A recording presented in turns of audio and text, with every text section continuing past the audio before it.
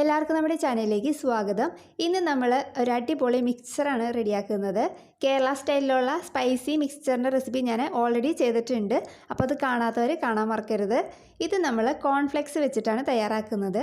വീട്ടിലുള്ള ഇൻഗ്രീഡിയൻസ് ഒക്കെ വെച്ചിട്ട് തയ്യാറാക്കാൻ പറ്റുന്നതാണ്. അപ്പോൾ ആരെങ്കിലും നമ്മുടെ ചാനലിലേക്ക് ആദ്യമായിട്ട് വന്നിട്ടുണ്ടെങ്കിൽ ഒന്ന് ചാനൽ സബ്സ്ക്രൈബ് ചെയ്യാൻ മറക്കല്ലേ. അപ്പോൾ നമുക്ക് കോൺഫ്ലെക്സ് വെച്ചിട്ട് പെട്ടെന്ന് തന്നെ മിക്സർ റെഡിയാക്കാം. അതിന് വേണ്ടിയിട്ട് ആദ്യമേ നമുക്ക് കുറച്ച് സാധനങ്ങളൊന്ന് വറുത്തെടുക്കാനുണ്ട്. അപ്പോൾ അതിനായിട്ട് ഞാൻ സ്റ്റവ് ഓണാക്കി ഒരു പാൻ വെച്ച് കൊടുത്തിട്ടുണ്ട്. അതൊന്ന് ചൂടായിട്ട് വരുമ്പോഴത്തേക്കും അതിലേക്ക് വെളിച്ചെണ്ണയാണ് ചേർക്കുന്നത്. നിങ്ങൾക്കത് ഓയിലിൽ വേണമെങ്കിൽ അങ്ങനെ വറുത്തെടുക്കാം. അപ്പോൾ വെളിച്ചെണ്ണയിൽ ചെയ്യുകയാണെങ്കിൽ കുറച്ചും കൂടി ടേസ്റ്റ് ഉണ്ടാവും. അപ്പോൾ ചട്ടി ഒന്ന് ചൂടായിട്ട് വന്നിട്ടുണ്ട്. ഇനി ഇതിലേക്ക് നമുക്ക് വെളിച്ചെണ്ണ ഒഴിച്ച് കൊടുക്കാം. അപ്പോൾ ഇതൊന്ന് മുങ്ങിക്കടന്ന് പൊരിഞ്ഞ് വരാനുള്ള എണ്ണ ഒഴിക്കുക. അപ്പോൾ എണ്ണ ഒന്ന് ചൂടായിട്ട് വരുമ്പോഴത്തേക്കും നമുക്ക് ഫ്ലെയിം ഒന്ന് ലോവിലേക്ക് ആക്കി കൊടുക്കാം. എന്നതിന് ശേഷം നമുക്ക് ആദ്യമേ ഇതിലേക്ക് കുറച്ച് കറിവേപ്പില ഇട്ടിട്ടൊന്ന് വറുത്തെടുക്കാം. കറിവേപ്പില ആദ്യമേ ചേർത്ത് വറുക്കുകയാണെങ്കിൽ നമ്മുടെ ആ എണ്ണയ്ക്ക് നല്ലൊരു ഫ്ലേവർ ഉണ്ടാവും. അപ്പോൾ ആ കറിവേപ്പില ഒന്ന് ഫ്രൈ ആയി വന്നിട്ടുണ്ട്. നമുക്കിത് പെട്ടെന്ന് തന്നെ വറുത്ത് കോരി മാറ്റാം. ഇനി ഇതിലേക്ക് ഞാൻ ഒരു അര കപ്പ് കപ്പലണ്ടി ചേർത്ത് വറുക്കുകയാണ്. അപ്പോൾ ഇതിൻ്റെ അളവെന്നൊക്കെ പറയുന്നത് നിങ്ങളുടെ ഇഷ്ടത്തിനനുസരിച്ചിട്ട് ചേർക്കാം കേട്ടോ. അപ്പോൾ ഞാൻ പറയുന്ന അളവിൽ തന്നെ ചെയ്യണമെന്നില്ല. നിങ്ങൾക്കത് കൂടുതൽ വേണമെങ്കിൽ കൂടുതൽ ചേർക്കാം.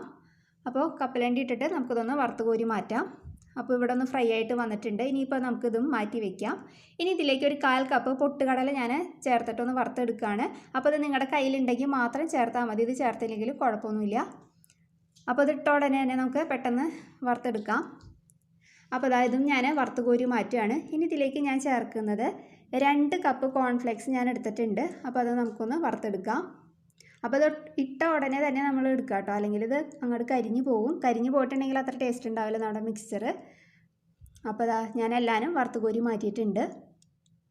അപ്പോൾ നമ്മൾ ഫ്രൈഡ് ഐറ്റംസ് എല്ലാവരും വറുത്തിട്ടുണ്ട്. ഇനി നമുക്ക് ഇതിലേക്ക് കുറച്ച് പൊടികൾ ചേർത്ത് കൊടുക്കണം. അതിന് വേണ്ടിയിട്ട് ആദ്യമേ ഞാൻ കുറച്ച് ഉപ്പ് ചേർക്കുന്നുണ്ട്. ഇനി ഇതിലേക്ക് ഒരു 1/2 ടീസ്പൂൺ നല്ല എരിവുള്ള മുളക് പൊടി ഞാൻ ചേർക്കുന്നുണ്ട്. അപ്പോൾ ഇതിൻ്റെ അളവ് നിങ്ങളുടെ ഇതിനനുസരിച്ചിട്ട് ചേർക്കാം. ഇനി നമുക്കിതിലേക്ക് ചേർക്കേണ്ടത്, ഞാൻ 1/4 കപ്പ് പഞ്ചസാര മിക്സിയിൽ പൊടിച്ച് വെച്ചിട്ടുണ്ടായിരുന്നു. അതിൽ നിന്ന് നമുക്ക് കുറേശ്ശെ ചേർത്ത് കൊടുക്കാം. അപ്പോൾ നിങ്ങൾക്ക് എരിവുള്ള മിക്സ്ചർ മതിയെന്നുണ്ടെങ്കിൽ ഈ മധുരം ചേർക്കണം എന്നില്ല. മധുരമുള്ള മിക്സ്ചർ വേണമെന്നുണ്ടെങ്കിൽ ഉപ്പും മുളക് പൊടിയും ചേർക്കണ്ട, പഞ്ചസാര പൊടിച്ചത് മാത്രം ചേർത്താൽ മതി.